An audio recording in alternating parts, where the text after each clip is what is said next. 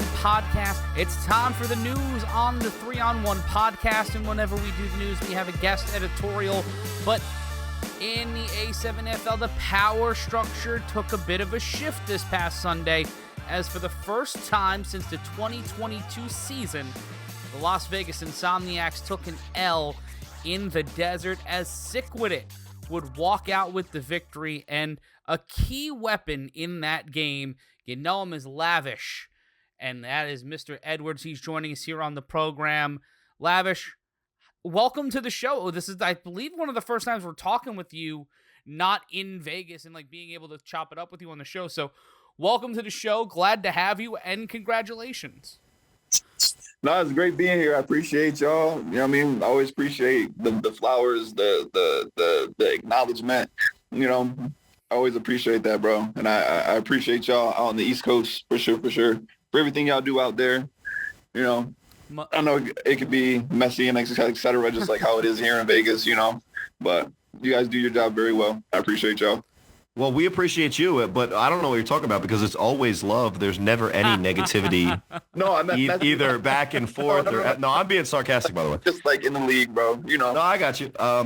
Now, the league and your friends may know you as Lavish. I know you as Lord Tenyin Uzue, the sound Hashira, flashy, as you go sound-breathing sixth form touchdown on that opening or one of the early 3-on-1s. To be honest, I watched the game live, but we were getting, you know, we kind of filled in for the pregame show up until the 7 o'clock. Some of that was I was in the car, and I would be, potentially committing a crime if I admitted to watching your game while driving home. But I think just to kind of just get right into it, you know, the thing that we talk about with Sick and Insomniacs has been up until 7 o'clock local time in Vegas, 10 o'clock Eastern time, has been that the Insomniacs, even though we praise SickWidIt for your guys' offense, we praise all of the individual, talent that you guys have, it's always been, but with the Insomniacs. What was it like to finally get over the hump and in such a fantastic fashion that not only made it one of the great games, in my opinion, in the regular season history of the A7FL, definitely the best game this year, but also on that last drive, being able to kind of fix the fourth down issue that, plagued you guys in the championship. You guys had to convert 2 fourth downs late in that drive to seal it. Tell me a little bit about what it's like, what it felt like before leading up to that game and kind of, the frustration that has been building as you guys had yet to been able to figure out a way to finish the game with more points than them. And then also what it feels like now that you guys have finally sealed the deal and, at least gotten that monkey off your guys' back. Okay, a few questions. We'll start with coming into it.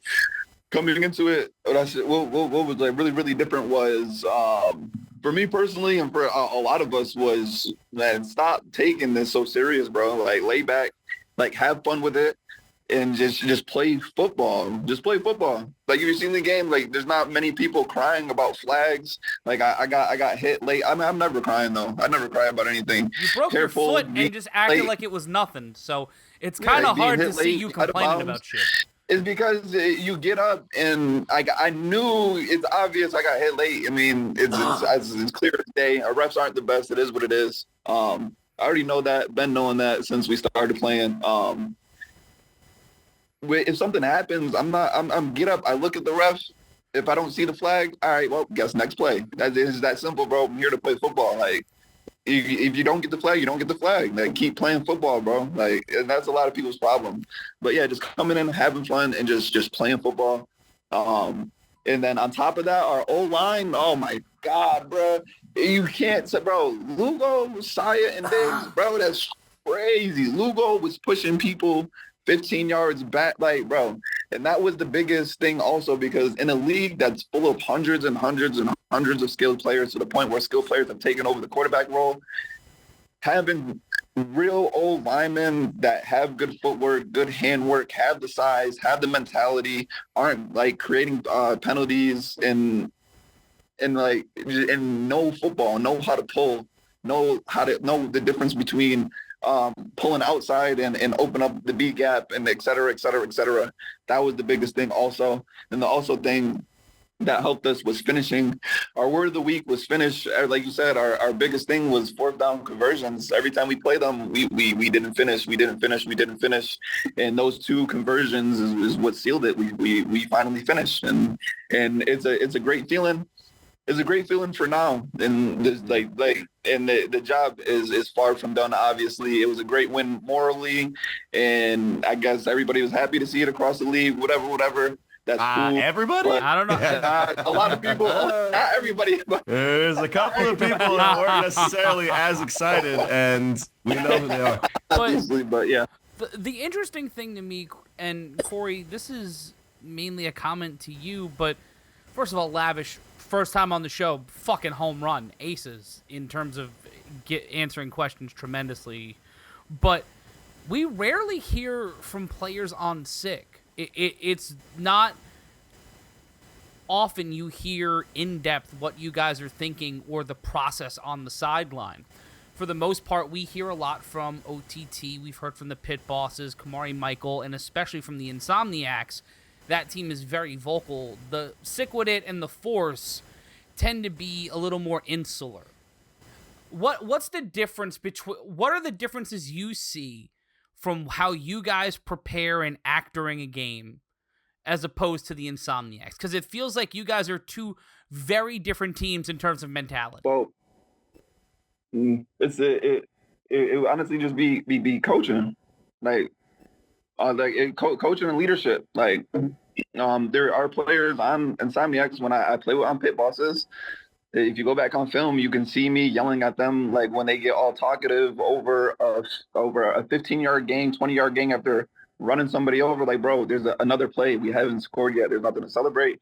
It's cool to get hype, but over celebrating, etc. All that talking, it was me personally. I don't like to talk much. It's just, and I'm a leader of this team, and being made a leader of this team means the person that made me a leader of this team has some sort of the same tendencies or the same, I don't know how to say. There's a level of trust there. There's a level of trust, because he knows we're on the same wavelength. That's the best way to put it. We're on the same wavelength, and we understand how we want a team ran, and that was the whole idea. And we're talking about Mark Gray, right? Yeah, of course. Yeah, and so when we talk about the Insomniacs, a lot of times we'll talk about Coach James. And to me, Coach James feels a little bit more like a Phil Jackson-esque leader. He allows the personalities to personality. He keeps everybody in check. He provides the motivation a lot more subtly. But to me, it seems Mark is more of the, what we would maybe call a coach's coach. Now, obviously, I have been, public and vocal on this specific podcast, and I called him out for a specific play call that I think Knox actually just went out on a route when he wasn't supposed to. We could talk about that maybe another time. I think we've talked about that enough. But what Mark Gray feels like to me, and he's a former quarterback, right? Yeah. Yeah, so he feels like more of the top-down leadership, has a vision, communicates the vision, works with his guys, talks about specifics as far as what plays we're going to run, what's the situation, what's the down and distance, on fourth down. Hey, I think that the way they're playing the inside guy in the trips, I think the leverage means that if we go short routes on the outside guy and the middle guy, that corner is going to be wide open. And if, correct me if I'm wrong, that's Betts that caught the corner on the fourth down, right? It was... Or no, it was the other guy. What was the other guy's name? It was Kurt. Yeah. It was two. No, Kurt caught the zigzag, quick bubble screen. It was the fourth down play before that I think was a little bit more impressive, and you saw it on the play calling. The way that the corners were playing leverage, and I think you guys, went after probably their most vulnerable corner. The inside route on the trips did the corner route against the corner position, just so people at home can follow that aren't used to playing high levels of football. Everybody in the Vegas division and New Jersey division that isn't in the top seeds, by the way. Never mind. But so back to Mark Gray, I think he's more of the stereotypical look to the sideline. Hey, coach, what are we doing on this play? And he does have a little bit of a vocality to him, at least on the field. But I think off the field, he does seem to be more or less laissez-faire with everything that else is going on. And then that kind of bleeds into another little hidden fact that I'd like to spread to the A7FL community. Your quarterback is both A, not on social media at all, and B, was invited to take your place in the show. So sorry, you were our technically you were our third option because we asked Darren Palmer too. My bad. And he's just a return guest, and he was the guy who I was talking to try to get JG. But Jeremy Geary said, "Hey guys, I love your show. Listen to it all the time, but I'll pass," because he's that type of humble leader that he's just out there to do the thing. Does that kind of embody what it means to be SickWidIt, at least this year in 2024? Oh yeah, 100%. I mean, it embodies what we try to do from the first day, and everything that we've done has led up to now. We are turning into what we originally wanted it to be. Originally, we thought the Insomniacs were a bickering team, and we became that. And then the Insomniacs became the well put together and organized team, and we started to fall apart. In between that time, we put ourselves together. Everybody stayed 10 toes down. Me, DP, Shep, everybody stayed and stayed. People left, and it is what it is. Things happen. Don't fault anybody for leaving, but I mean, sometimes it can be addition by subtraction, and not to call out any specific guys that are leaving, but when guys decide vocally that they want to make it about them and they leave, it's usually an addition by subtraction in those types of situations. But I just looked at, because I called you guys winning. I don't know if you knew this, but I called you guys winning. It just seemed to me that the way that you guys, as a full team, approached this season, you guys had that winner's mentality where the Insomniacs, not that they aren't talented, not that they didn't give you guys one hell of a fight and could have easily won that game. Oh, yeah, of course. If they got the ball back, I think that it's game over probably. Yeah, they were scoring. And shout outs to the celebration. We can't let that go. It was such an important moment in the game. Down by a touchdown. Munchie, knew that he had the car in the right end zone. He had the camera angle, and what it kind of represents, in my opinion, a lot of what the Insomniac season is, which is one hell of a show. But there's a time and place, I guess. Shout outs to my guy Munch. I love you. I'm always trolling. Crazy celebration. Like you said, look, we was yelling for the flag, but after a couple seconds, we was like, I mean, it's technically off the field. Technically, it's off the field. I don't know if it's even a penalty. I thought he got the flag because he didn't yield to the golf cart, to be completely honest with you. Well, that's breaking the law. That's not necessarily illegal on the field. But not that we need to talk about that in this part of the interview, but I actually was talking about that specific instance with Nevada division owner Derek. Yeah, I usually get it right, but I'm getting excited. I don't know. I'm not from here either, bro. So I don't know. nobody's from Nevada, and if you are, good luck. I was talking to Derek Duncan, the division owner, about that play, and the old men in us were like, "Oh, you're down, and you do." But the reality is that that shit was fire. So shout outs to that, but. Watching both of your teams approach business this season, SickWidIt has been on a mission, and the Insomniacs feel like, at least in the beginning part of the season, until you guys gave them a wake-up call, so we'll see if there's a rematch, what that looks like. The Insomniacs seemed like they were just bored with it, right? Like, we won this shit. Like, yeah, I guess we'll go to that game, whatever. And having that attitude, may not mean that the talent is any worse. I think you saw it on the field Sunday. That's one hell of a team. But in football, there comes a point where it doesn't matter how bad, it doesn't matter how easily you can do it. Sometimes it matters how bad you want it. And to me, SickWidIt so far, and at least Sunday, embodied that sentiment. And first of all, I want to congratulate you and all your guys. But secondly, I just want to put the league on notice. We've been talking about you guys as a unit for a while.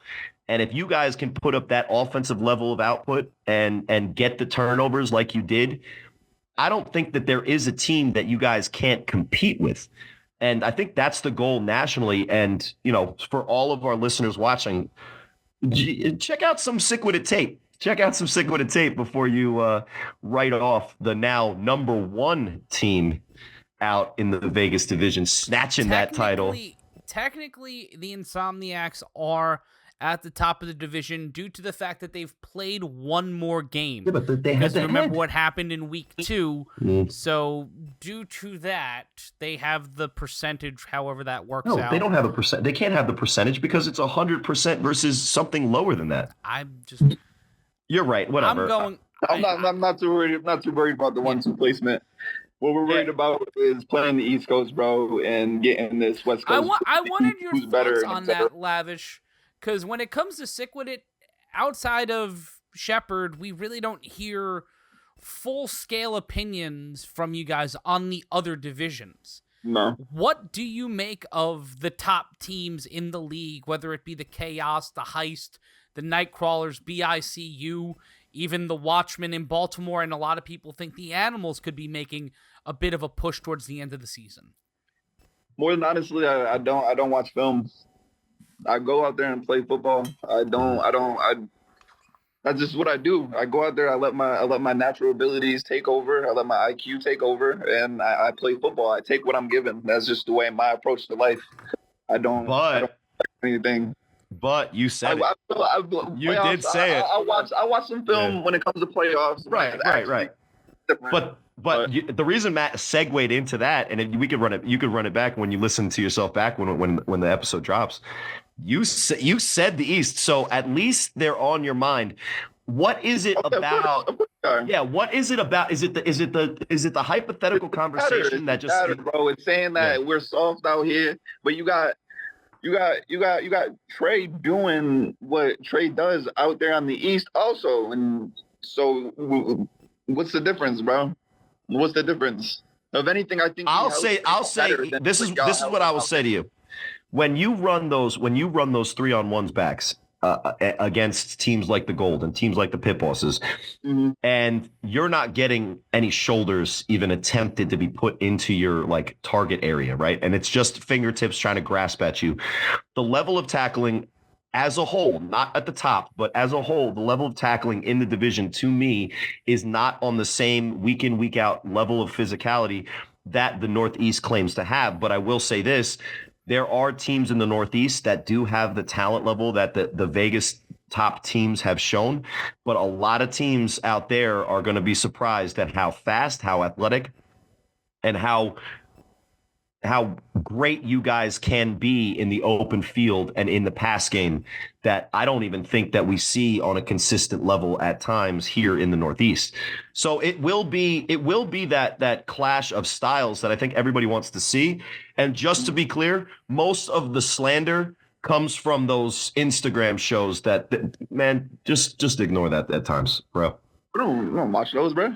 but that's the thing. And I commend you for not. But I think the top level of athlete in the Northeast looks at what you guys do, whether it's SickWidIt specifically, whether it's the Vegas division in general. They look at what you guys do and they can see what football looks like. Just like when you talk to guys like RTC or you talk to Trey Robinson himself, guys that have seen both coasts and both divisions up close.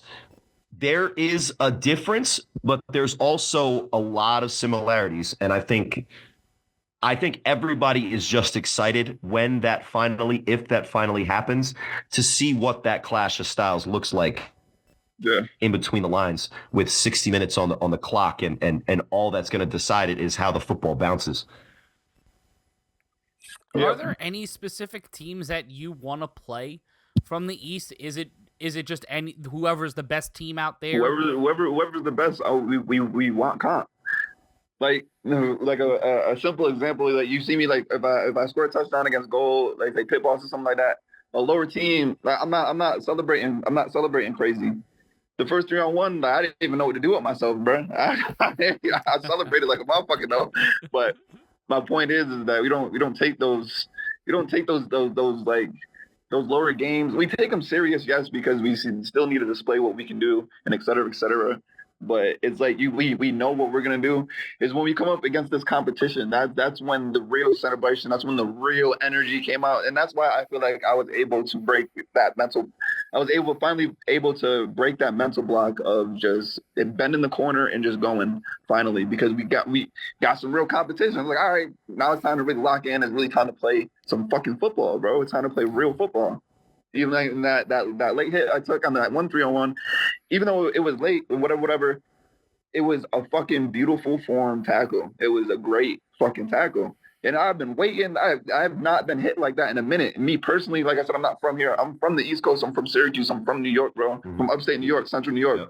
I love physicality, bro. I love that shit, bro. I love that shit. I love physicality. That's why I play this sport.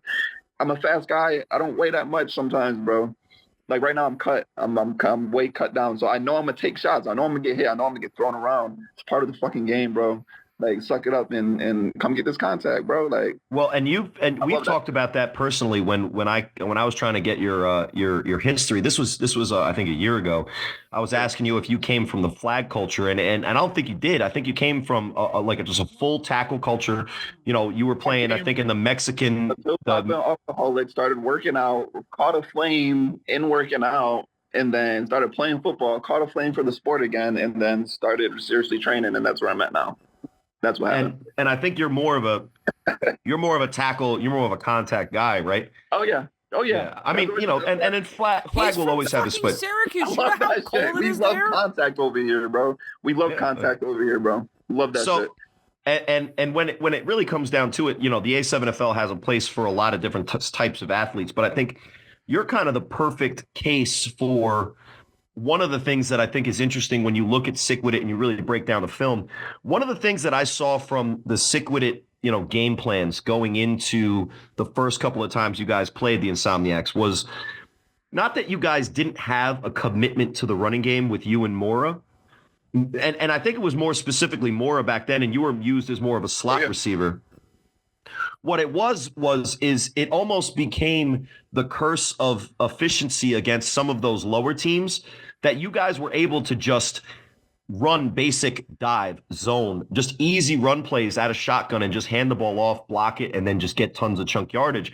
That when it got to that next level against the Insomniacs and they were able to stop those kind of like easy, basic run looks, it almost looked like, you know, the running game was non-existent for you guys, even though you had cultivated against the lower levels in the Vegas division and were able to get running plays whenever you wanted. When you face the Insomniacs, when you face the defense that had that next level, it almost seemed like it was Jeremy Geary at some point was basically like, yo, just give me the ball and I'm just going to throw it around. And at times you were either it was too little too late, or when you guys were up in a couple of those games, you didn't have those go-to plays to kind of close it out. And I think this is a testament to your coach, because a lot of times when you talk about creativity in an offensive scheme, and correct me if I'm wrong anywhere here, Lavish, but when you talk about creativity, a lot of guys think that they assume that it's going to be some kind of, you know, bunch of squiggle lines, and it's going to be, you know, from the Little Giants, it's going to be the icebox, you know, formation where like 14 guys are up on the left and there's no line of scrimmage, and it's the, you know, annexation of Puerto Rico. That's not really what effective creativity is in football. What you guys started to do is run basic running plays that attack two areas, 2 points of attack on the defense to make the defense less aggressive at the point of attack. So, for instance, you guys started using that jet motion and then the counter out of it, or you would go with different counters and different speed sweep concepts so that whether it's you effectively attacking the edge defender and making him freeze, and then being allowing whoever the dive runner, whether it was Mora or one of the other guys or the big guy, I used to call him Mickey Mouse because he used to do his ears like that. That's Saya. Oh yeah. But what you guys did and what Mark Gray did is he started to kind of use those, you know, wing T and speed sweep, multiple layered attacks in the run game. And it was clearly evident in the game. You guys, both Mora and yourself, who feature more as a ball carrier now as opposed to a ball, you know, pause, I guess, but a ball catcher last year. Receiver sounds weird too. Catcher sounds weird. I went through it in my head. Whatever. He definitely stepped up in that role, bro. He stepped up in that role and stepped up aggressively. But is that kind of what you guys have started to do in the run game, which has led to a more efficiency? I've been saying since this league started, like counters, double moves. No, you make that one move. There's a lot of there's 90% of this league is undisciplined. Like you give them one move, they're gonna 100% commit on that move, and like, you know what? Whoops, I got one more for you, and now I'm open, or now I have a different gap to hit, or with Mora's tenacity and your speed, it puts the defense in a bind. And it's nasty. One of the guys that we used to talk about last year, and he still had a great season and still a very good player. You know, the other side of the ball is defensive player of the year, and I don't want to throw his name out there because it's disrespectful. He seemed like he didn't even exist at times in the game Sunday, and he's a great player, and I think he still made a play here and there. He was coming off a fresh shoulder injury also. Big game. I mean, of course nobody wants to miss this game. I mean, but he was coming off injury, but at the same time, like I said, those additions gave them the work that they've been wanting, what they've been looking for. That D-line definitely got it out of Lugo, Diggs, and Saya, and Jerome, all our linemen. Every single lineman put forth a lot during that game, bro. I'd have to say, hands down, we do arguably have one of the best O-lines in this league. And in the 10th year of Thick Boy season, isn't it fitting that Lavish Lord Tenyon Uzwe, the sound Hashira, Lavish Edwards, comes on the 3-on-1 podcast, talks about the difference in SickWidIt is there, that they have a great offensive line. Right now, maybe the MVP of the league is Dave Valley, and Matt and Rob could not be happier with Thick Boy season in season 10. So there you go. Multiple Thick Boy season t-shirts now. Like that's the insane part. But Lavish, before we let you go, for anybody on the East Coast, in Ohio or Florida, who have yet to play SickWidIt, anybody in the national playoff field who you may meet, whether in the Final Four or in the national championship, if everybody, if it plays out in you guys' favor, what should they expect from you? What are the things you guys are bringing that they're not going to be able to stop, or the things that separate you from the other teams in this league? It would just be the heart, bro. It would be the heart and intensity, tenacity. Like what you see that all I gotta say to that is go watch film. Go watch us when we play Insomniacs. When we play Insomniacs, that's when we come out firing. We come out hot every time. And like you see, like we just seen, we are able to finish now. Now we are able to finish. We prove we are able to finish against big teams and big moments. So, you know what I mean? Watch film, bro. That's all I got to say. And that's a lesson. That's a lesson to a lot of the teams in the league that aren't where they necessarily want to be yet. It is a process. Look at SickWidIt. By the way, most of the teams that I'm talking to, they've always been more talented than you are. They still are, by the way, but it's still a process to learn how to close, learn how to win, learn that championship level of commitment, play in, play out, even maybe, off day in, off day out, because I think nobody embodies that more than a guy in Lavish T, who you were already back from a major injury in the fall. Now, we were texting, and I kind of noticed in the fall that you were still on the road to recovery, still better than 95 to 99% of the guys that touch the field, but you were still getting there. And like I said in the text, I'll say it now, you're definitely back 100% healthy. So I'm glad to see it. I think the rest of the league is excited to see what you could do next. We try to explain, like you said, what the East Coast gonna get when they expect to play us is a fucking bunch of fucking dogs, bro. Like a bunch of fucking dogs, bro.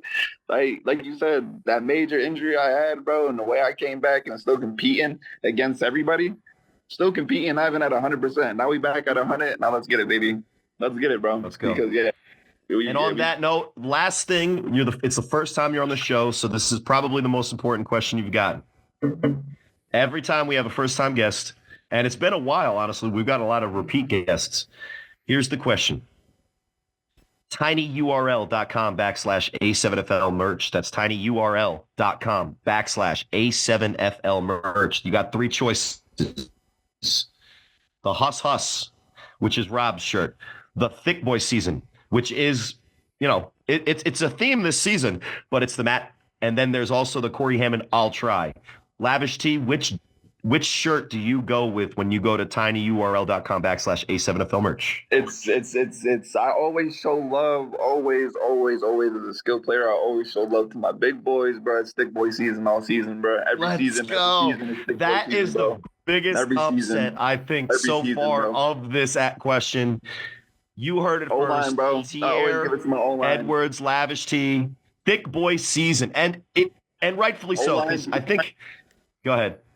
Bro, it's the O-line, D-line, both of them. Thick boys, bro. We ain't skill players ain't shit without them big boys, bro. They the structure. Now, I know you're at work, and I know you got to leave us, but when you get a chance, look at your phone, go to tinyurl.com/A7FL merch, and just look at the artwork that at Jess Ham Tattoos. Love you, babe. Thank you for a beautiful son again. But look at the artwork that she put together for that shirt. You will love your decision even more once you see what it looks like. And I invite the rest of our listeners to also go, including Jeremy Geary. JG, I know you're listening. What's up, man? All right. Well, I'll say goodbye, my friend. We really appreciate the time. Congratulations. But I think you said it best. Getting the win is a good first step, but you guys know that the job's not done. So continue to grind, continue to fight. And I'm excited to see what SickWidIt got moving forward. I'm excited to see what's laid out in front of us. See y'all, bro. Appreciate y'all. That's Lavish T. Tyre Edwards. He will be in action when the A7FL returns on May 19th. When we return to the 3-on-1 podcast, it's the top 10. Stay right where you are. Do you look like this when you're scrolling your social media feed? Looking for something to engage you, entice you, and possibly be violent? Well, we have a solution. Follow Catalyst Wrestling on Instagram. Great photos, great highlights, and ways to find out how you can join us live in New York City. Join Catalyst Wrestling, make your feed more fun, and at least 50% more violent. It's time for the 3-on-1 top 10, and we start with a team at the 10 spot who are making a pretty good fight to get back to where we think they should be. And that's the Vegas Force. The Force are now 3-2. They are above 500 for the first time this season, which is really weird to say, Corey. Well, they to me feel like the Watchmen of the West, right? They're the team that's just below the number 1 and number 2 teams. And last year, the Watchmen weren't the third team, but so far it looks like this year the Watchmen are the third team. And the Force, they've shown that they are a very good team, a competitive team, and that they still have things that they need to improve. So I'm not surprised at all to see them back in the top 10. And when you look across the league, they seem to me to be a team that could compete with teams like the Animals, maybe win that game. I think that they could compete and win against some of the teams in the Ohio division that are highly ranked. And I think that you could easily say that they're better than anyone else that isn't listed on this list. So just by default, it almost feels like they've been the most consistent team at 10. And hopefully they don't get cursed again. But I think the tough part of their schedule is behind them. They do have the OTT on May 19th. The OTT losing in a shocker to the Pit Bosses 19-18 last Sunday. Well, they had that game for a while. It seemed like they were going to be able to control that game 18-13. And to be fair, I would have to rewatch the tape because when we were paying attention to that game, we were also calling a different game. So I haven't yet gotten to break down the full tape. But to me, OTT is one of those teams that's kind of in the middle of the pack trying to, figure out how to get to where the Force are. The Force are clearly a team that beats the teams that they're supposed to and struggles, at least right now, against the teams that are above them. And like we saw in last year's playoffs, can give a team like SickWidIt a great game, as they did in the first round of the playoffs last year. And, you do always have to talk about some of their playmakers, but I think really what we've talked about most with the Force this year, and rightfully so, quarterbacks get the most attention. Maybe not in season 10 of Thick Boy season. The offensive line also, I think, is some group to talk about for the Force. And if they want to get better, look no further than the trenches as probably where they need to improve the most. But De'Aaron Fox has shown a lot of the flashes of brilliance, and the more reps he gets and the more comfortable he gets with this type of system, with this type of football, I think the more dangerous it is for the teams that are lining up against him. So continue to get better and better each day, each week, young man, and pretty soon, maybe you can live up to the hyperbolic words of your fall coach, Alonzo Thomas, who said you're the best quarterback in the league. I don't think you're there yet, but De'Aaron Fox is definitely a guy to watch for the Force. And speaking of players to watch, David Tender, especially if you're Dan Giesling and the poggers in his chat, are watching David Tender and the Silk City Animals, who fall to 9 after a 69-12 loss to the Trenton BIC in our Soul game in Asbury Park this past Sunday. And Corey, it's easy to see why David Tender ended up being the starter for the Animals this season, because of the numerous struggles that Bebo Rios went into. We saw Chris go down with an injury. I believe he suffered a concussion because of the way he landed and hit the turf. I'm not sure on that, but we'll hopefully get more word on that injury once we get an understanding of what it actually was. I'm actually going to cut this part 3-2. So yeah, David Tender and the Animals in the 9 spot, and Corey not necessarily wanting to walk into Week 7 and a matchup in Baltimore against the Watchmen with that kind of loss, especially when the last time you were in Baltimore, you put up over 60 points, but your defense gave up 44 against a less than stellar DC Buzz offense. And now you're going up against Buck, you're going up against Ace, you're going up against a Watchmen team that is seeing the 3 seed hang in the balance. For the first time in a long time, we may see a high-level Baltimore team as the 4 seed or lower, which should be cause for concern heading into May 19th. Well, I'm going to maybe make our friend Dan Giesling upset. Maybe you could call me a traitor. But I'm really disappointed in the Animals. Let's just go down the list of BIC opponents this year. They played Snow Tribe, and that game did not look very competitive at all. But correct me if I'm wrong, Matt. I think it went the whole game, right? Yeah. Week 2, I was there. BIC played the Renegades, and the Renegades are not a good team this year. The score at halftime was 26-12. Did that game go the full game, Matt? It did. Week 3, they play the U. Now, I don't know anything about that game because I was in Baltimore, but we can 100% say that went the full game. Obviously, against the U, not really a contest or a comp there. But then you go and you look at the only game that really was a mercy rule for BIC, and not that this isn't a knock on BIC at all, but was the Buzz. So Animals with an opportunity to make a statement against the top team in the league, similar to the way that they kind of snuck up on the U and gave the U a really close game, a really fun, exciting game that kind of put the Animals on everybody's radar, including our the CSN star and Big Brother winner and traitor from Peacock's Traitors. You really just love saying that word. Alan Cumming is so awesome, bro. I'm a big fan of Alan Cumming. If you see the audacious kilt suits that man wears, you just want to be Scottish for a day. I mean, and the closest that I could do is just to roll my R's like he does in Traders. But to me, the Animals had an opportunity to really prove in the positive who they were. And they could have still lost that game to BIC, and we could have walked out of there with the same feeling that we did when we watched them go toe-to-toe with the U, which is this is a team that when you line up to play against, you better bring it because they are going to. And for reasons. They got mercy ruled in the one game that was taking place in Asbury. They had the showcase. Here's the spotlight. Animals, be the team that Dan Giesling wants you to be. And they came out like ugly ducks, man.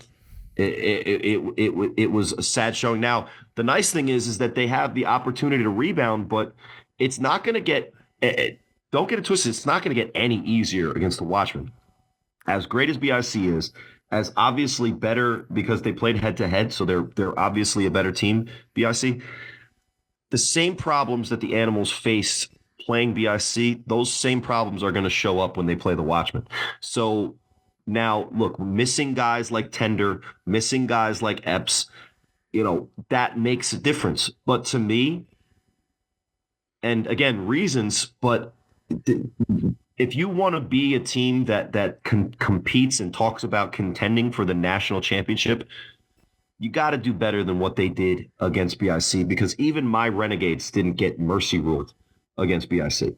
And that's the worst victory lap that I can take. But it just kind of goes to show you that the performance level of a team that we respect in the Animals was obviously, for a lot of different reasons, not up to par where they should have been. And in a big game against a big time opponent, there's really no excuses. And I know the Santistapans are back in the lab with this extra week off, trying to figure out what those issues were and trying to right them, because they do have an opportunity to kind of erase all that when they go head to head against the Watchmen in Baltimore. And coming in at the 8th spot is the Covington Heist.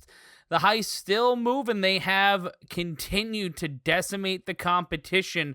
They defeated the Volcanoes 34-12 in week number 6 and have one more game ahead of them on May 19th against the Octane in Indianapolis. The Octane losing Diamond Price for the rest of the season, allegedly due to an injury. We'll hopefully hear more from Chris Schreiber and company on that end leading into week number 7 on the pregame pod. But, Corey, when it comes to the Heist, it's just prelude to seeing what they do in the national playoffs, seeing what their road looks like. Excited to see what that offense does against another level of competition. They'll be playing the Octane on Sunday, May 19th, and then more than likely facing them again, if not the Crush, in the divisional round of the playoffs.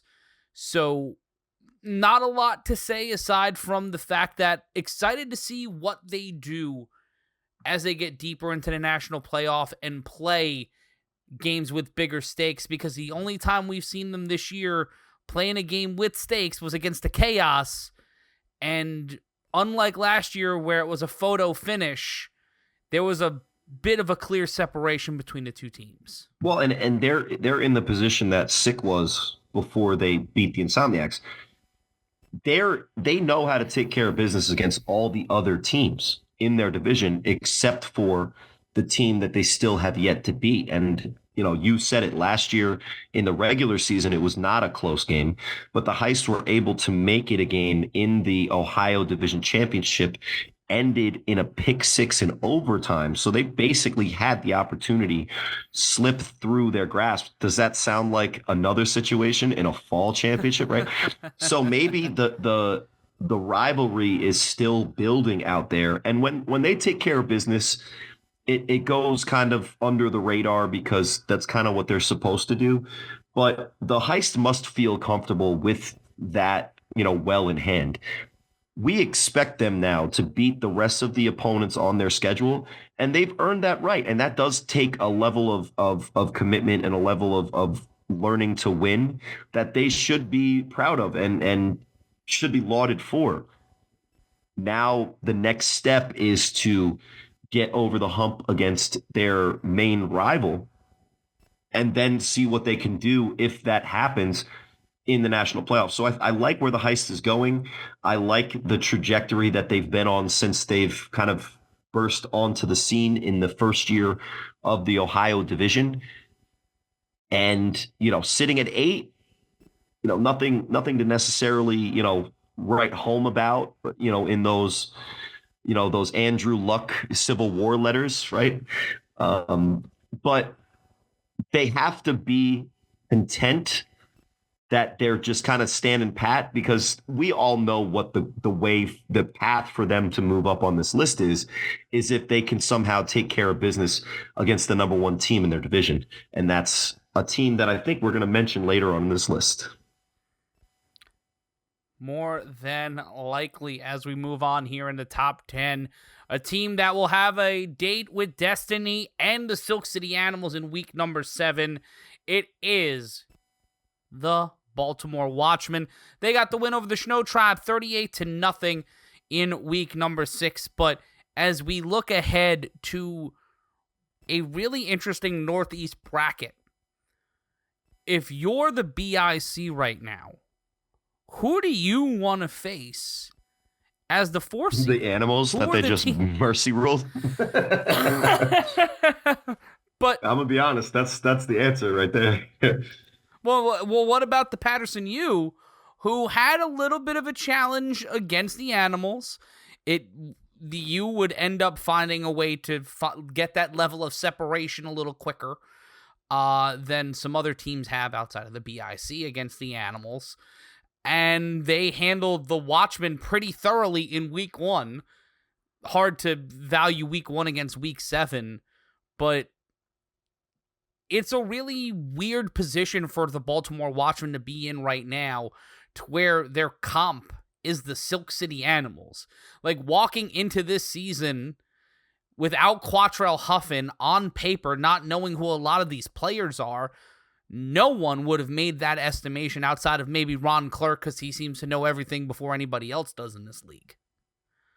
Listen, this far down the list, as we look at the top 10, I don't think that there's any team this far down that I guarantee could, in a any given Sunday situation, beat every single team above them. The Watchmen, yes, they did lose to the U and they lost to BIC. I think that in a weird world, that if everything goes the right way, they could beat a team like BIC. They could beat a team like the U. They were standing toe-to-toe with them for a while. If I were one of these teams above the Watchmen, and whether it's in the national playoffs or it's even in the Northeast, and they're on the schedule, prepare yourselves for a heavyweight fight, because this team has everything that you look for in a championship contender, and they're not that much different from the team last year that won the Northeast and was literally one possession away from being in the national championship game in one of the great games, a game that reminds me a lot of the game that we saw between SickWidIt and Insomniacs. So look, they're at 7, and they're only above the teams like the Heist, the Animals, and the Force, which I think that if they were to play those teams, they would murder. But, I do have an excuse, Matt. I just had a baby. You did. You just had a Zing! baby. Zang. No, I'll never use that excuse. It's ridiculous. My wife's the only one doing work. But the point is that Watchmen team is a dangerous 7 in our A7FL top 10 for 2024 week 6 edition. And we roll on here in the top 10. And I like saying rolling on because it feels like Sisyphus. We push the rock up the hill every single week, and then we get yelled at because we're wrong for reasons neither of us understand. I'm not wrong. I was right last week. I don't think I've ever been more right. But this is a team that you were right about, young Corinth, because at the number 6 spot... It feels weird, though. Go ahead. Keep going. The defending national champions. Yeah. As Stevie Nicks said, took her heart and you tore it down, and then you saw their reflection in the snow-covered hill as a landslide brings the Insomniacs down to the number 6 spot. And outside of violating parking laws, the Insomniacs kept pace, but the defense that has been lauded all season were somewhat of a turnstile, Corey, giving up points on every offensive drive this past Sunday in Las Vegas.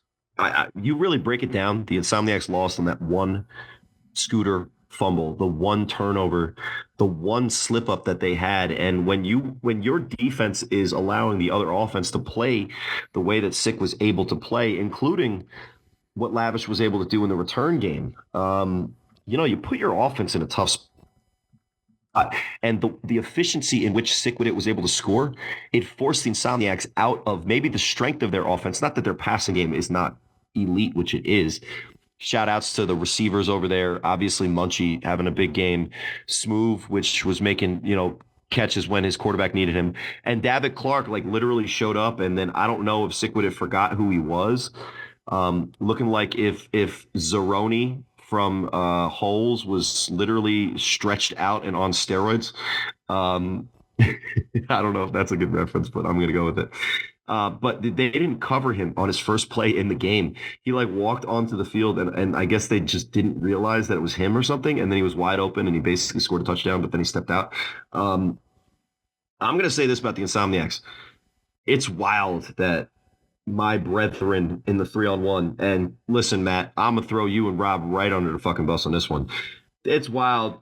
It's wild that they're at 6 because I can't have them in my opinion. I said they were at 4. Slide the chaos down. Love the U, but whatever. But you know what? As much as I want to throw you and Rob under the bus for putting these guys there, whose fucking fault is it? We would have done the exact same thing if Sick lost, and you know that. What? No, if Sick lost, I think that they go down. But the other thing is that Sick didn't beat Chaos head to head. Sick isn't the returning national championship, so we do have that level of bias. I want to talk about that for a second. Go ahead. Because that matters to a certain point. That matters week 1, week 2, maybe week 3. We're in week 6. We've seen most, if not all of you play every other team in the division that still exists. So you can wave the trophy you won last season around all you want because you earned it. I was there. Corey was there. We synced it. We called it. We're going to be a part of that forever. We're entwined with you.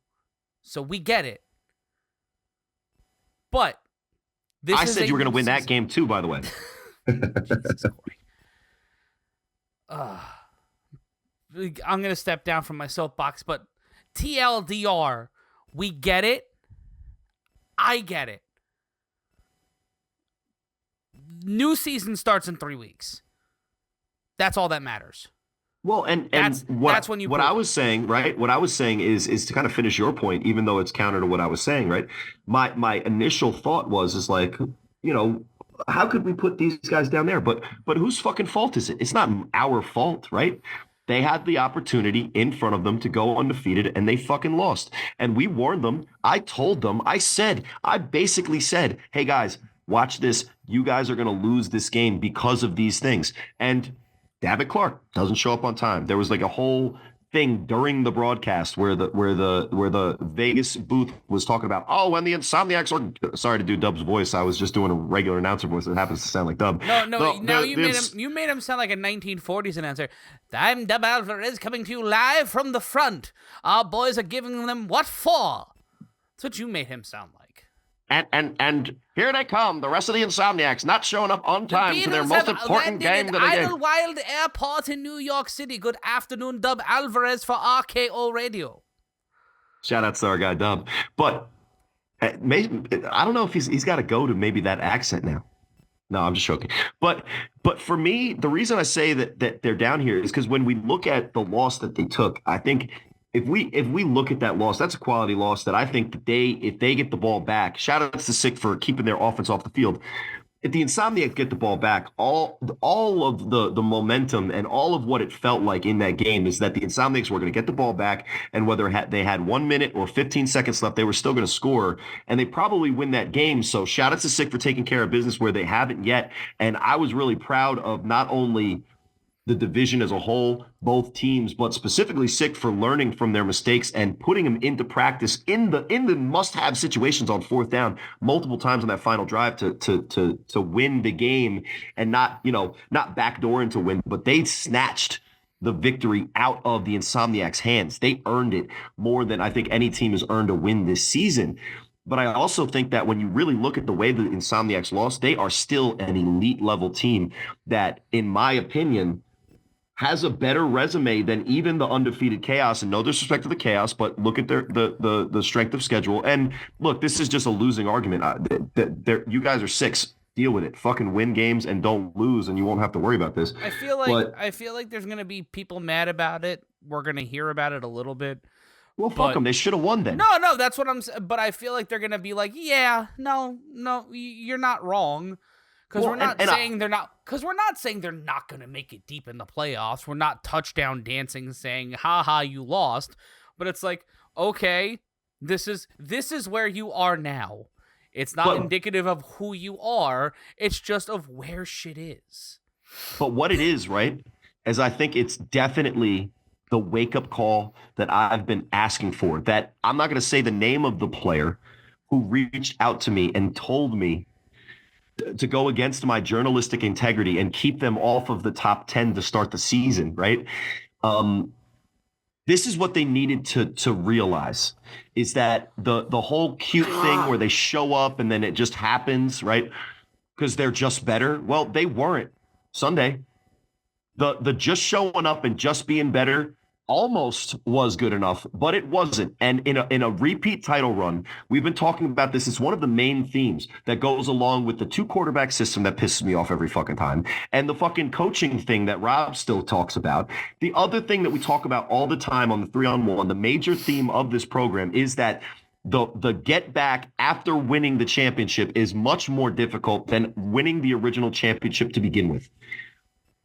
But the greatest thing for the Insomniacs, as they should understand, whether they're specifically asking for the easiest route possible to the Final Four or the championship itself, which is just loser shit, by the way. Grow up and man up, fucking play football and win games in front of you, and then it'll take care of itself, guys. Sorry, I don't know why I got so aggressive there, but it is annoying me. You can't see it on the screen because we don't record the video portion of this show. But Corey left his body for a moment. It was very weird. It was like watching Dr. Manhattan in The Watchmen. It was very disconcerting. But we move on in the top 10. And like last week, I saw Into the Future, the Past, and the Present at the same time, and I realized that the Insomniacs needed this. But the greatest thing about it, as we move on from this fucking team that we love, but we also fucking get annoyed by all the time, it doesn't matter. This game did not matter at the end of the day, because if they get a chance and they continue to win the games that they're in front of them, this loss on their schedule, this on their list of games that they've played this year, doesn't mean shit if they continue to win. So if their goal isn't, and look, we're throwing Munchie under the bus, but he did it to himself.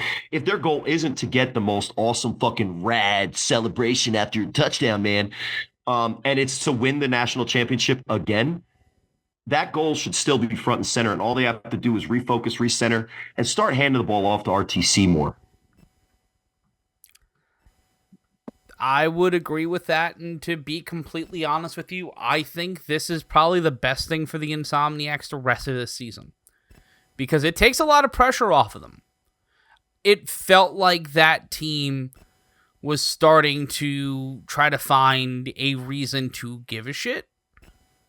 I'm probably going to edit this part out, but it feels like the Insomniacs now feel like they could just focus on winning again, and now they have a bit more of a reason to give that edge leading into the playoffs.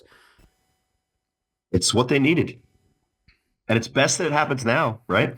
Better happens now in the regular season than later on when they get sent back in. We roll on here in the top 10. The Patterson U coming in at number 5. They beat the DC Buzz, and not really a lot you can say right now for the Patterson U, aside from the fact that they're still very much a problem, and no matter what we say about the teams past them in this list, it's the same thing with the Insomniacs. It doesn't matter until we get into the national playoff. That's when this shit really gets heavy. This is just a prelude to that. The games that matter on the schedule for all the teams on the rest of this list have all been settled already, in my opinion. The BIC have a bye. SickWidIt are playing 2 more games that basically they're the heavy favorite in. Nightcrawlers, their regular season is done. I believe they won the Florida division. And the Chaos have one more game. They woke up and it just a championship rolled into the bed next to them. Anyway, keep going. The U are still a powerhouse in this league. And they're still one of the 2 teams, in my opinion, that are the most likely to win the national championship this year. Because when they're in sync, when they're focused, when Quattrell Huffin is healthy, and that defensive line is a problem. Isaac Negron in Baltimore, I think, got another 3 sacks.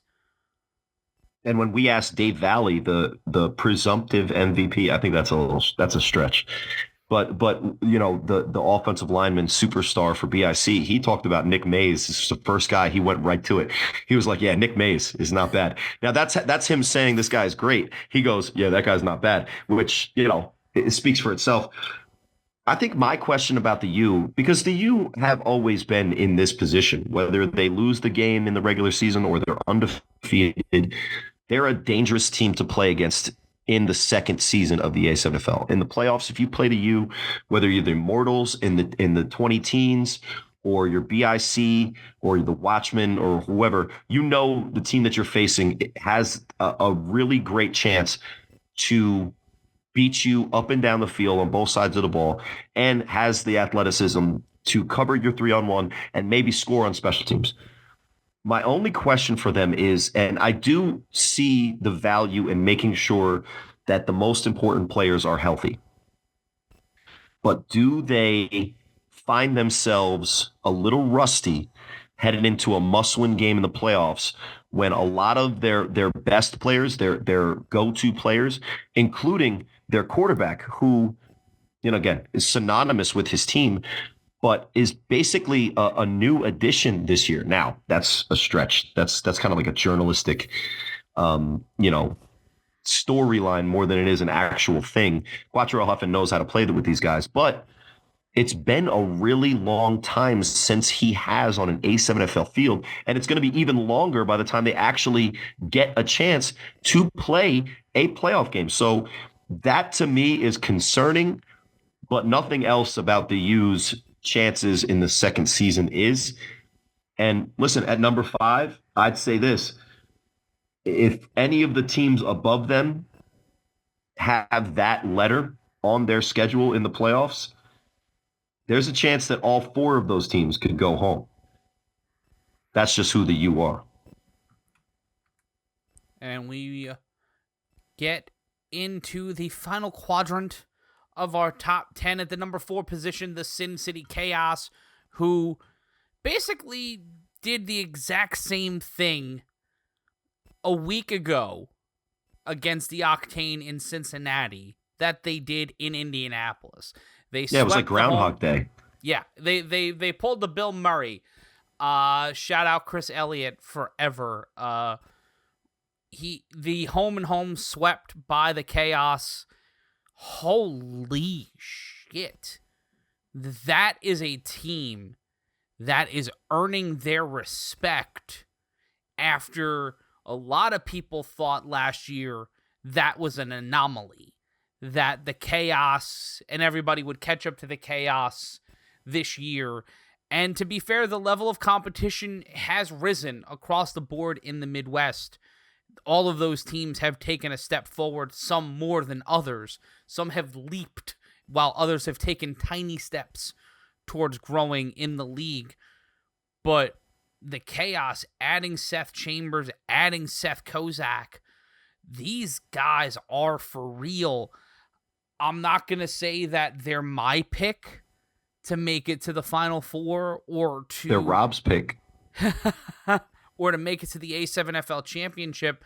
But if they went on an Insomniacs-like run and things broke their way and the playoffs went bananas like last year, I can see that happening. And I would not look at them as a paper champion, even though I know a lot of us in the A7FL prognostication community would treat them the exact same way the Insomniacs were treated last year. Oh, those are just haters. Insomniacs won fair and square. No, but I think this is the highest we've ever had the Chaos, right? Or they were at 4 last week. Like 4's been their high watermark so far this year. I think they made it. I think we had Sick at 4, right? Last week. No, but they've been within 5, 4, within that range. They're right in this range. So, I mean, listen, this is what we've seen from the Chaos as the Ohio division has gotten more competitive and better, which I think is fair to say and is evident in it when you watch the actual games. What's funny about the Ohio division is they have a couple of pocket passers back there, and I don't really like the way that they run their swing passes. And that's just a blatant shot to all of you people sending your shotgun, running back that's standing next to you 2 more yards out, throwing him the ball in that position and just having him run like it's a 3-on-1. That's not a play, and it's working. So good for you guys, but that to me looks weird. But the Ohio division, in my opinion, and their growth this year, look, it's not the exponential rocket, fuel growth that we've seen from Vegas from year 1 to year 2, but it's really a positive and one of the more positive developments of the season 10 of the A7FL is how the Midwest is growing, is continuing to compete more and more each week, and even those lower tier teams, it's fun to watch them play football, especially against each other. All that being said, the Chaos, they got even better than the rest of their division because they got a bunch of guys, whether they stole, and I believe his name is Quentin Vaughn, and I hope he is healthy because I saw some things out there. But there's a big guy that reminds me of Dondre that they stole from Dale Hathaway in the Crush that has an impact when he's in, whether it's just blocking or whether he gets the ball. They've diversified the skill player position so that they have a bunch of guys that are able to make that type of play that we see and kind of have grown accustomed to Keno Thomas making consistently. They have a bunch of those guys, whether it's Tev Redmond, who is a returning player, or the new guys. But I think in season 10 of Thick Boy season, it starts kind of with Jonathan Clark, with Javi Grace and the big guys for the Chaos who have looked so dominating against their opponents. It's where my, off-color comments about Amazon, drivers, truck drivers, and, FedEx workers and, pharmacy, greeters and shit. When I talk about the people in the Ohio division, because their offensive line and defensive line are moving the line of scrimmage, and that's one of the reasons why they are so dominant, in my opinion. And if that translates, they could have a shot against whoever their playoff opponent is. And the thing that to me is interesting is when they do finally get a shot against that top level of competition, it's one of the things that Rob says. Now we usually say it because we're biased, right? But when one of these out of New Jersey or out of state teams plays a Northeast team, right? This is the first time we'll say it for a team that's played a team that is out of state still. But when the Chaos kind of were welcomed to the show by the champion Insomniacs, they got a firsthand experience, a taste, if you will, of what the top level of A7FL competition is. And Rob will say it about many teams. Rob said it about the Heist, if we're talking Ohio, and the Heist only played the friggin' Snow Tribe. And that was pre never mind. Shout out to the Snow Tribe. They beat me, so I can't talk bad about them ever again. Even though They still can't score points. Whatever. I tried. But the Chaos saw firsthand what it's like to play that top level competition. That might have been the best thing that happened to them all offseason, is looking at the way that they lost to the Chaos, looking within themselves on how they could kind of, bridge the gap. Excuse me, did I say Chaos? I meant Insomniacs. How could bridge the gap? And if they've effectively done that, they might surprise a team in the playoffs, because these 76 numbers that keep dropping, it's not a fluke anymore. They can do the thing. Now, we'll see what happens when they get to that next level of competition, but I like what the Chaos are doing. And sitting at number 4, I think that they're one of the hungriest teams on this list, because, they want more than anything that validation that we gave the Animals for giving the U a close game. And they'll have a chance in the playoffs. I completely agree. And we get to the number 3 spot, which is basically the Tampa Nightcrawlers memorial position. As Tampa continues to wreck shop over everything in the state of Florida. Have you heard anything about Mark Bagway aside from what we've spoken about? Aside from the veiled, incorrect, what are they guesses at this point that he's going to show up for teams that he's on the roster of but isn't ever going to show? My thing with the Nightcrawlers is we have them here at the 3 spot, and they are absolutely murdering their opponents, and it should be criminal what they're doing to the Ghosts and the Orange week in, week out when they play them. But I don't know, man. I just feel like there's two things that are kind of battling within me.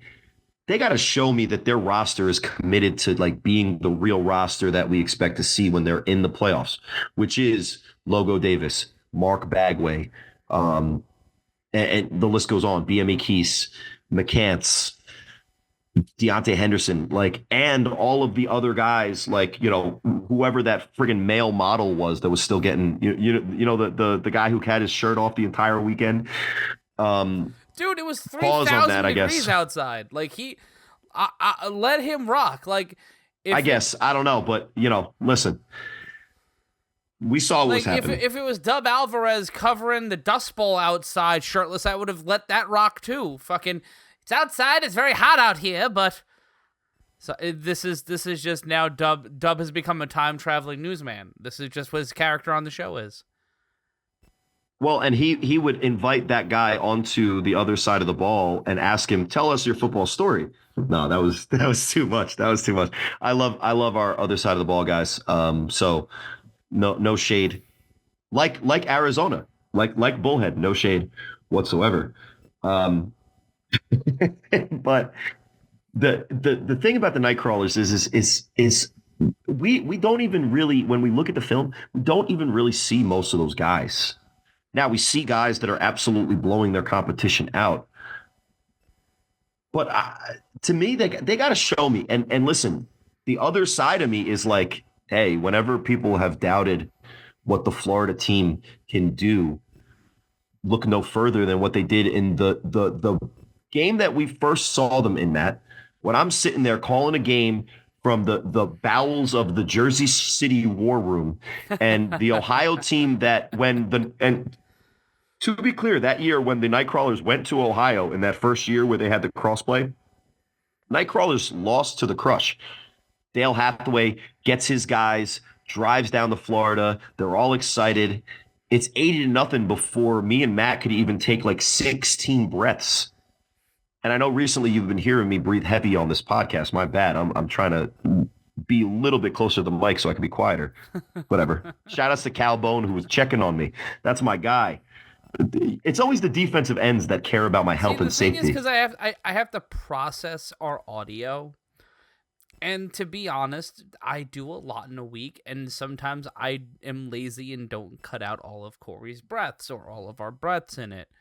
So for that, I also talk too much. I say more words than my lungs allow me to, and I have asthma. So whatever. It is what it is. My guy Calbone, another defensive lineman, checking on my health. They know I'm a tough guy. So if there's any sign of weakness, they're like, there's got to be something wrong with him. But no, shout outs to Calbone. But listen, Nightcrawlers, I don't believe it, but I still feel like I'm wrong saying that they're not who we think that they are. Because when the first time we saw them on a national stage in that game against the Rare Breed, in a loss, they set the league on fire, and everybody was talking about how great they were and how if they won, they would have beat the U the next week. They are that talented that you cannot count them out. And that's why they sit there right there at number 3, looking at Sick and BIC like, do you guys want to play us in the playoffs? Hey, Sick, right now, with a shot to go to the final, you want to play Mark Bagway and Logo Davis? I love Sick. They're a great team. I've been talking about how good they are all year. Do you guys want to play Logo Davis, Mark Bagway, BME Keys, Rashad McCants, Deontay Henderson? Do you? Exactly. Exactly. So we'll see. But right now they're going to sit at number 3, and until they show up to a playoff game and none of those guys are wearing the correct jersey, I mean, they gotta be there. We can't tell them no. And at the number 2 spot, it is SickWidIt. I believe the highest ranking this team has received in the definitely. A7FL top 10. Absolutely.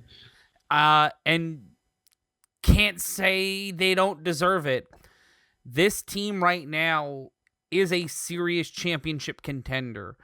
It felt like after what we saw in the fall, that whatever would happen in the national season would be a fait accompli, that we would end up seeing the Insomniacs be at the top of the division when all is said and done. But the deeper we got into the season, the more it seemed, especially with Cory leading the charge in that conversation, that SickWidIt were for real, that they could put up a challenge.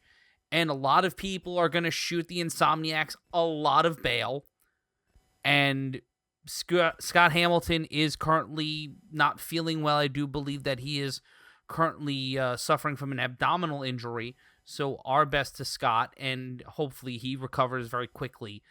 And you're playing week 6 of a season, and the better team got the game plan in, and they got the win. So it's hard to say anything beyond that. And I don't know. If for me, Cory, it's going to take a lot of convincing to say that SickWidIt BIC is not the most interesting championship matchup that we can have right now. Well, I think the best matchup moving forward in this season is going to be if the Insomniacs and SickWidIt have a rematch, because the same level of motivation that I was talking about that I think drove SickWidIt to be the victors there, now for SickWidIt is a level of confidence, but that motivation now shifts back for the Insomniacs. Now they have the motivation that they're going to need to be prepared and ready to give Sick, which, by the way, they didn't give them a bad showing. It's not like they didn't show up against SickWidIt. They 100% showed up, and I think just basically on the way that the game turned and how schematically the Insomniacs at times, whether it was they were running out of time in the half or they were running out of time in the drives that they had late, that they kind of had to go away from one of their strengths, which is the three-headed monster at running back and the offensive line that has proven to be one of the better units in the division. SickWidIt, to me, and I've been saying this, Matt, since the fall, SickWidIt to me is the perfect example of what it takes to be a champion in the A7FL. Look no further than the 2021 BIC, which to me felt a lot like what SickWidIt was last year. An amazing offense, playmakers all over the field, sensational highlight plays week in, week out. They just had to figure out how to get over that last mountain, which was the U. And it was always a close game with the U, especially with Sterry at quarterback. those games that BIC lost head to head, it was 3 times, right, Matt? Mm-hmm. Those were all close games. And now the U had their number, and it seemed like in those games, especially in 2021, it was like, yeah, they're going to figure it out. But then in 2022, the U come out with the game plan. They're like, yeah, we're going to let Sterry throw the ball against us. And all of a sudden, Sterry starts completing a ton of passes. They start scoring, and all of a sudden the U's like, oh, well, looks like they came to play today. And then they lose that game, and now they get over the hump. They finally get the monkey off their back, and now they can play with the level of confidence, the level of freedom that we heard Lavish T was talking about in the interview earlier. They didn't have the pressure playing Insomniacs, knowing that was the team that they had to beat, because they just went out there and played football. They went out there and executed the game plan that they knew, and their coach prepared them like a champion does to execute situationally the situations they knew that they were going to find themselves in again, whether they were going to be down and had to pass the ball to score quickly, which they could, whether they were going to be up and they were going to have to run the ball and create yardage while also maintaining possession and churning out the clock and shortening the game against an offense that could score against them. My only thing against SickWidIt, because to me, Jeremy Geary proved multiple times in that game when he had pressure in his face that he was able to move enough, right? Because Geary is probably the closest we have, other than Scott Hamilton, to a true pocket passer at the top level. Sorry, Ohio guys and myself. We're all not there. But he was checking down with pressure in his face. He was dealing with the pressure as it was coming and finding guys, even though there were free rushers. So that, to me, I think they figured out. We'll see if they face an East Coast team with a defensive line like the Watchmen have, or like the U have, or like BIC has, what that happens. But to me, I would be concerned with their defense. And not that their defense is bad. And Justin Shepard, shout outs to the new father as well. Not a great look going on social media as you're in the hospital. It's not for us. That's a private moment, my guy. But who am I to talk about it? We blasted the birth of my baby all over the place. But congratulations to him and his wife. But he's a great corner, and that's a good thing to have. And they have guys on that defense that can make plays. They're not going to be able to stay with teams if they're allowing 50 points per game against the top echelon of competition. They're going to have to find a way to get more stops than just the fumble from Scott Hamilton, which was almost like a gimme. If they're banking on that to be the defensive performance that's going to lead them to a championship, I think that they got to go back to the drawing board. Not that they can't figure it out, not that they can't scheme it, not that they can't put the guys in the right position to make the plays that they need. But if they want to win a national championship, Matt, the one thing the SickWidIt has to do is find a way to get a couple more stops against those top-level offenses when it gets later on into the championship season, where, to be honest, I expect them to most likely be. And that's why they're sitting at number 2. And at the top of the list, it's kind of obvious. You score 69 points, and you're still undefeated. And you have the scariest secondary I think we've seen in this league in a long time, Corey. The Trenton BIC are at the number 1 spot in our 3-on-1 top 10. Well, what don't they have? Let's go down the things that a team needs to win in the championship, right? They have a pass rush. Check. They have an offensive line. Check, check, plus. Triple check. Whatever, right? They have the defensive backfield that you're talking about, and a lot of teams have guys that play corner, right? But BIC has corners that believe in their heart that they're corners. Shout outs to H3. He's out there loving the fact that he plays corner. Shout outs to Sire Hancock, loving the fact that he's playing corner. Kels Gallimore has been a solid corner and only a corner in this league his entire. And it's not ever JJ's fault this year. It's been a surprise, and one of the guys on Rob's radar defensively who brings an attitude, who has made the plays, and also kind of just brings that edge that sometimes you want from your defender in John Columbia, a.k.a. Master Chief, a.k.a. the guy from season 2 of The Wire, or whatever else you guys want to call him. Psycho X? What? That's weird. I'm going to go with my weirder nicknames.